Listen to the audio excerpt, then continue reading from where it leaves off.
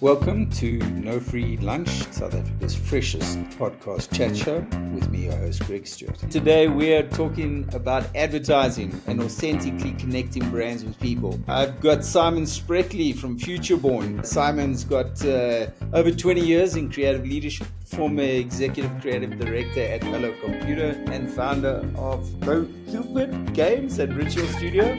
And Simon now leads Futureborn. And Simon, welcome to the chat show, and really great to have you on the podcast. Thanks so much, Greg. I'm delighted to be here chatting to you today. If I got any of those pronunciations wrong, you'll have to, just forgive me. A funny little story. The Thupid line is a gaming company, so we wanted our competitors to sound a bit stupid when they said our name, so we called it Thupid. And that was obviously a while ago, and in hindsight, we're not sure it was the best idea.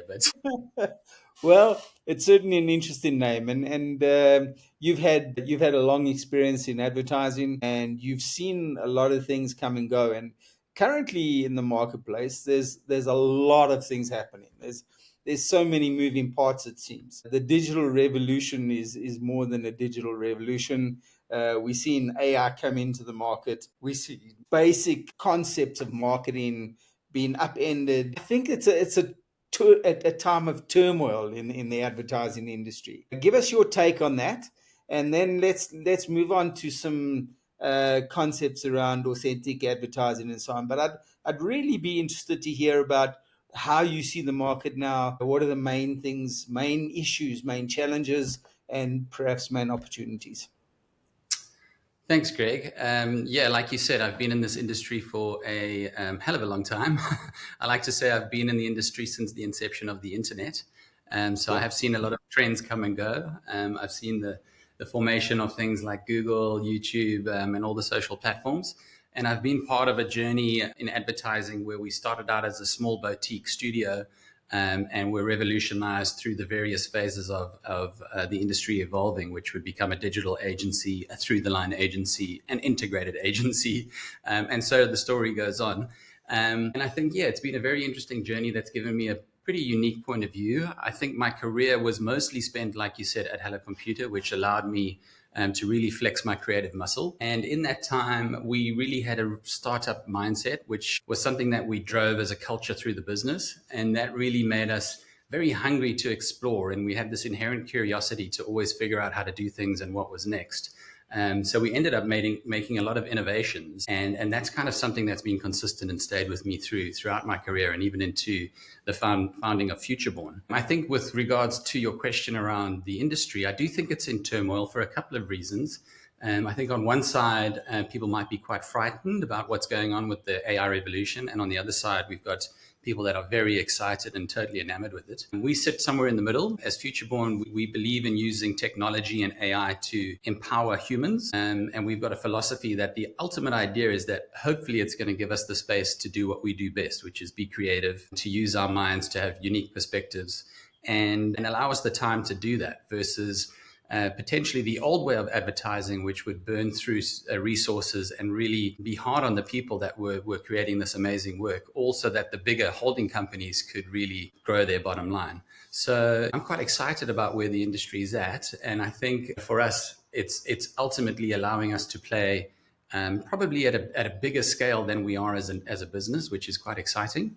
And at the same time, it's allowing us to change the way we do things. So our pipelines and our processes internally are fully evolved. We are totally augmented by AI. We have a human-first approach, and we're doing things and learning things all the time because everything's evolving so fast. So I think if you're on that side of the line when it comes to this revolution that we're participating in, that you're going to be okay, because we see it as an enabler versus something that may take someone's job, for example.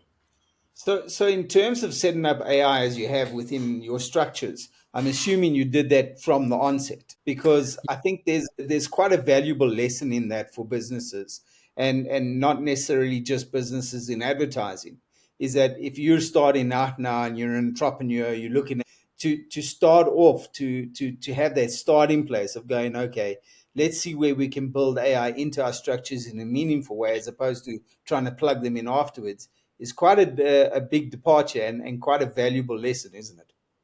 Yeah, absolutely. I think, AI is really good at certain things, especially the more operational sides of the business.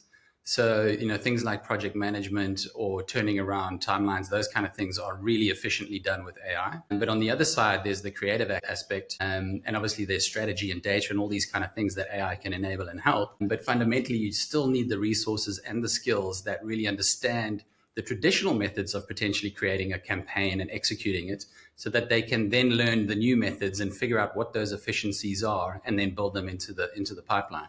But what we found is that because there are so many AIs out there doing different things at varying degrees of excellence, it's always changing. So we adopt many different ways of working depending on the problem and the project that we're working on. So do you actually use AI in terms of any creative development, or is that still human?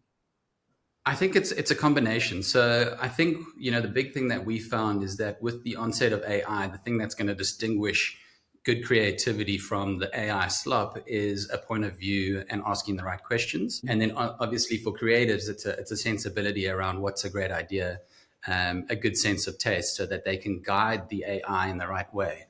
And then of course, maybe before you get to the final product, there's amazing things that AI can do. So in the past, if you were creating a TV ad, for example, you would have, illustrators illustrating the storyboard, and that would take a bunch of time to get right. Nowadays, we can do it in a matter of seconds to really generate ideas and quickly turn around concepts that, can get us to the final place quicker. And there's another aspect there that you've just raised, is that the human intervention in the process is still so needed. Otherwise, you just land up getting, as you mentioned, slop. Yeah, And it is obvious to me, anyway, when I look at some of these things. I mean, some of the technology is amazing, it's exquisite, but it's still the thinking, it's that innovation, it's that creative ability that still is very, very human, that I don't think is ever going to get out of fashion, or yeah, I don't think exactly. it'll ever be unneeded in a creative process. Yeah, I think you hit the nail on the head. I think what's going to happen is as we have more of this content generated, because it's just so prevalent, you're going to see a trend towards more authentic, human-driven narratives and executions. Probably a bit more of a return to analog, and that'll be very interesting. I think what AI is fantastic at is really enabling smaller organizations and businesses to play a bigger game. So yeah, it's going to be an interesting time, and we like to say at Futureborn that we don't predict the future; we like to create it. So we're going to keep playing and keep creating, but it's very hard to predict what's really going to happen. So we're just along for the ride, and hopefully we'll be able to have an impact as we go. Let's talk a bit about authenticity. I mean, people talk about authenticity, being authentic and having authentic messages. But what does that actually mean? And I think there's a perhaps a departure here where people talk the buzzwords, but in reality, authentic advertising, I think, has always been a winner. If I have to look back, even in terms of my background in media and in the newspaper industry, and I remember back as far as early 90s, I think it was, when I think it was Mercedes Benz that did an advert with Cape Town, where a Mercedes had gone off the cliff, and the person going off the cliff had survived. It was Chapman's Peak, I think. Yes. And Mercedes had done this ad around safety, and at the time, Mercedes was probably one of the safest vehicles on the roads. And BMW did a really cheeky response, and did Right. showed the BMW going around the bend and saying BMW beats the Benz. Now that has Absolutely. stuck with me, and I think it has stuck with lots of people even today. And again, it's pretty that for me is authentic. That is for me taking a real situation. I think both campaigns were good, actually. I don't think one was better than the other. But at the time, obviously, comparative advertising in South Africa was actually not allowed. Yeah. And so BMW's clever take on it gave them quite good traction in the marketplace. And I think for me, that's a bit about what authentic, and I think a good example about what authentic advertising is. It's advertising that really connects with people. Tell us how you see authentic. Yeah, I mean, those are great ads. Firstly, I'm a big BMW nut, so I remember them well, and I think that was part of the best era of motoring advertising. I think what you're saying is very true. I think authenticity starts with real emotional connection, understanding your audience, and being able to speak to them in a way that resonates and is resonant with them. And I think when you start to do that, you start to create loyalty and trust. And if you can do that consistently over time, then you start to become an authentic voice. If you're showing up repeatedly and consistently. So that's probably how I would explain authenticity. And I think, yeah, once again, it's about staying true to the brand's values. It's about not just acting on a trend, but rather jumping in and pushing your values and being true to those values and finding ways to connect with an audience at a common point of interest. The aspect for me that's important is that you raise now is about that consistency. If you want to build a brand, you have to be consistent in all of your communication. And I think that's often a thing that's lost with digital platforms shoving adverts down people's throats on social media, driven by insatiable algorithms every second of the day. It's easy to jump onto those trends, isn't it? And just become Yes. a trend follower as opposed to perhaps a trend setter. Absolutely. Yeah. I think we see a lot of brands jumping on trends. And often what we find is that it's a fleeting moment that the consumer forgets really quickly. And often they show up late to the party. So they're trying to jump on a trend and they probably arrive a bit late and then the moment's gone. So I think, coming back to that authenticity, I think when you define your place in the world and we talk about cultural relevance, it's really about brands showing up in the right way genuinely, and also the brands reflecting their consumer or their audience in some way. Often what it is the audience sees themselves in a brand or has an aspiration that the brand embodies. So for us, I think it's important that if you are going to jump on trends, because we do love them, it's important that they've got to be the right trends. There's got to be a reason to jump on the trend, and there should be an authentic point of intersection that the consumer is going to believe and trust. The other thing that people talk a lot about right now or are talking about is cultural relevance. And there's I think some misunderstanding about what cultural relevance actually is. So give us your take on how cultural relevance fits into the whole brand building idea. And if you're building a brand across multiple cultures, how does one go about approaching that? I mean, that's a great question. I think when a brand gets it right, they become relevant over time and it then becomes a long term asset. And then they can show up consistently and have a place in that conversation. I think a great example would be a brand potentially like Nando's. Nando's is a great South African brand that has been consistent with how they've showed up in conversations. They haven't just been reacting to culture, but they've been part of that cultural conversations, specifically in political satire. And they've become so well known for them. And it's really done an amazing job in brand building.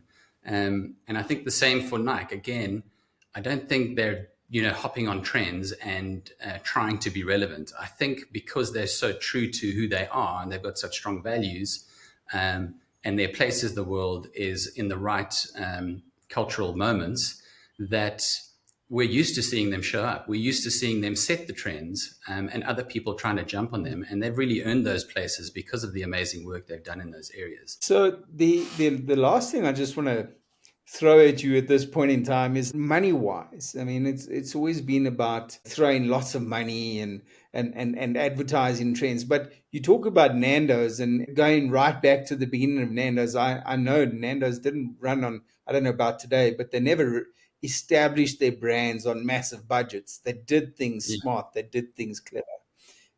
Is that still true today, or is it required that you have to spend heaps of money on creating a brand?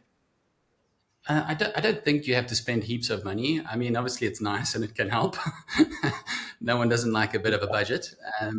But in reality, with this revolution that we're in, it's actually decreasing the amount of budget that you need. It's actually enabling more. And we would often say that you could be culturally relevant in a tweet, if you're saying the right thing to the right audience. And that doesn't cost you anything but a bit of time and a bit of typing.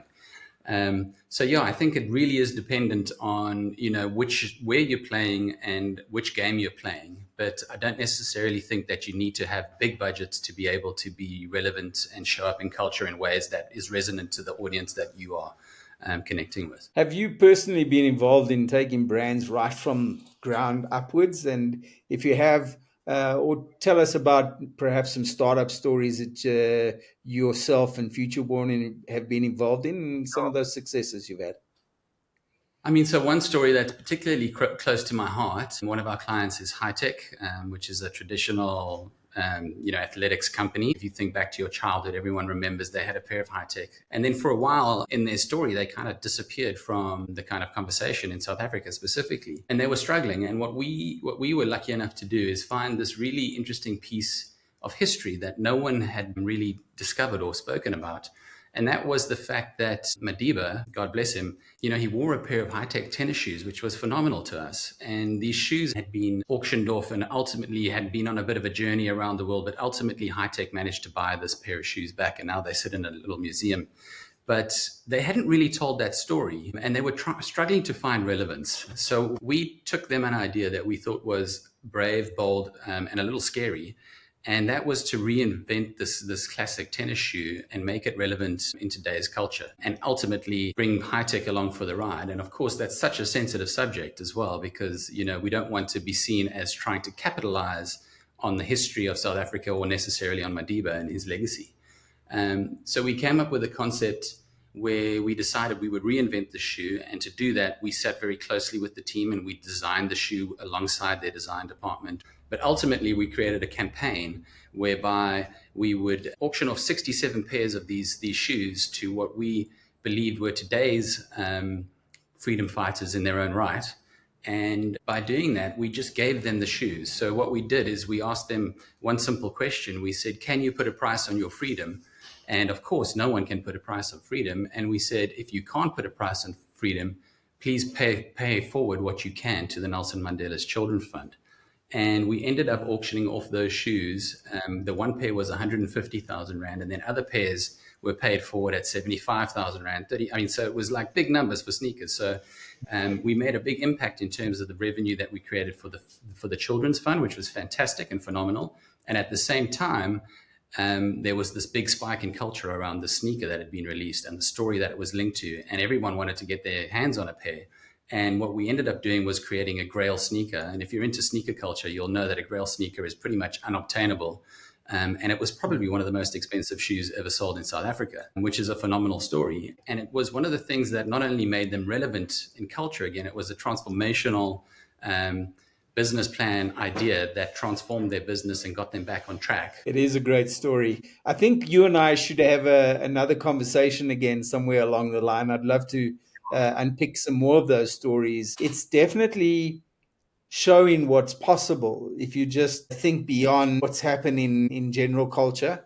And I think Absolutely. that's almost like creating a bit of culture of your own, Yeah, which is absolutely. great. Yeah, Greg, the thing that we like to do at Futureborn is employ first principles thinking. We try break it down to its fundamentals. And when you do that, you often invent or create things that may not have been perceived or ideated before. And you come up with great concepts and ideas that can make a real difference.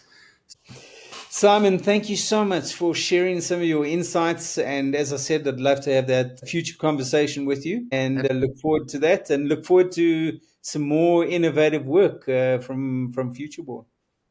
Thanks so much, Greg. It was lovely chatting.